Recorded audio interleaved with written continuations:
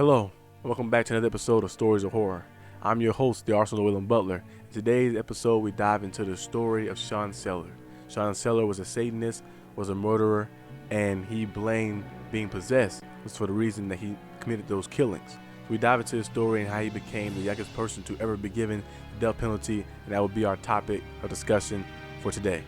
So sit back, relax, and enjoy the show. Without further ado, hit the intro.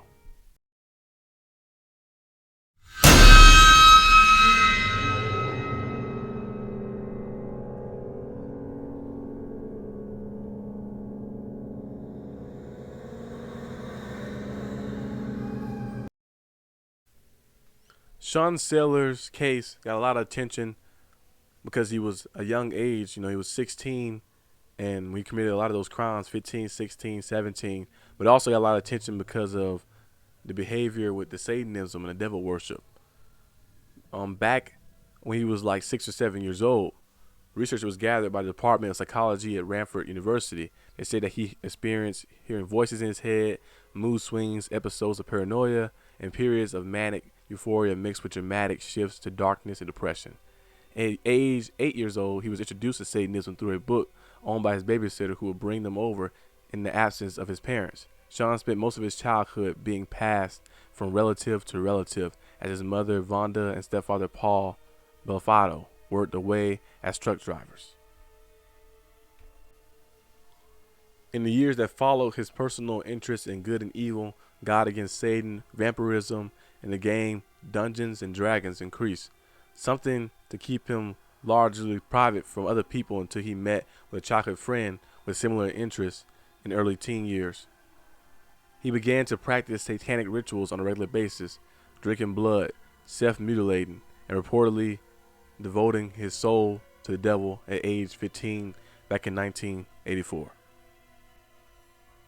During his high school years, it became more publicly known amongst peers that Sellers had interest in evil and in Satan writing. I renounce God, I renounce Christ, I will serve only Satan to my enemy's death, he wrote while at Pundin City North High School in Oklahoma City. Professor of criminology at the University of South Florida, in her book on parricide, Understanding Parricide When Sons and Daughters Kill Parents, discusses the Sellers case and highlights how at the age of 15 he started a small group who called themselves Elimination, comprised of equally minded teens focused on the theories of good and evil, who carried out rituals in belief they would invoke the power of Satan. They went through and committed the opposite of each commandment by working through 10 commandments one by one.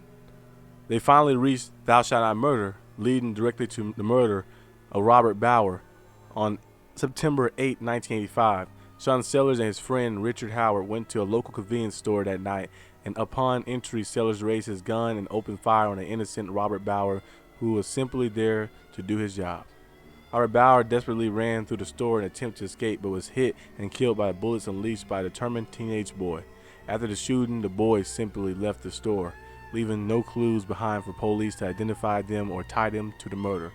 Over the following months, Sellers' elimination group broke apart and members went their separate ways. However, Sellers' drive towards satanic practices remained very strong. On March 5th, 1986, Sean Sellers shot his mother and his stepfather while they slept using his father's .44 revolver. Case documents available through the Office of Clark County. If you guys are interested in looking at that, the Office of Clark County Prosecuting Attorney has all the documents and all the papers involving the murders, the evidence that was found in the case, and all the things that happened in the case. A lot of the details show that he entered the bedroom of his mother, who was 32 years old, whose name was Vonda Belfato, and his stepfather, 43 years old, named Paulie Belfato, dressed in his underwear, and shot them both in the head. In his words written in his journal, Sellers claimed after days of sleep deprivation, drug abuse, and low moods, he had to carry out the double murder, a period of time he had no memory of until days later when he found himself inside a jail cell. After the murders, he drove to his friend's house, the same friend who was with him when he had shot the store convenience worker Robert Bowers 6 months earlier. Together they discovered the dead bodies of Sellers' parents the following morning. When the police arrived and took the boys to the police station, Richard Howard told them of Sellers' involvement in Bauer's murder, as well as his friend arriving at his home the previous evening, telling him he had shot his parents. It was a testimony to Richard Howard which provided the evidence against Sean Sellers in the murder of Robert Bowers. After initially being charged himself with the first-degree murder in relation to shooting, Richard Howard's charges were changed to 5 years suspended sentence in exchange for his testimony against Sean Sellers for all 3 murders. At the trial, in 1986, prosecutors presented Sean Sellers to the jury as an adult who needed to face the consequences of his actions, telling them he acted like the man he's going to have to stand up here like a man. Sean Sellers, being 16 years old at the time of these murders, was not presented as a mitigating factor, nor was the defense allowed to bring in evidence to highlight the developmental of cognitive differences between juveniles and adults. Sean Sellers' defense at the trial against these 3 murders was put forward as a brainwashing through his practicing of Satanism. Testimony from experts and psychiatrists said Sellers was insane and did not know the right from wrong, and as a consequence, his ability to form the intent to murder was not there. The jury was only given 2 options in the verdict of Sean Sellers. They could simply find him guilty of murder in the first degree on 3 accounts, or find him innocent and acquit him. The option of manslaughter taking into account testimony from a psychiatrist presented by the defense that the development of Sean Sellers' asphyxiation and involvement in Satanism made him unable to form the full intent for murder and was not available to the jury, and they found him guilty on all 3 counts of murder. On October 2nd, 1986, the same jury gave Sean Sellers the death penalty for his crimes, confident that he was and would continue to be a significant risk to society if he was released from custody. In the months after his conviction, Sean Sellers was diagnosed as chronically psychotic, with the diagnosis 6 years later, a multiple personality disorder. These diagnoses formed the basis for numerous appeals against the death sentence for Sean Sellers, appeals which all failed mainly based on the reasoning that such evidence of mental illness was not presented with his original trial.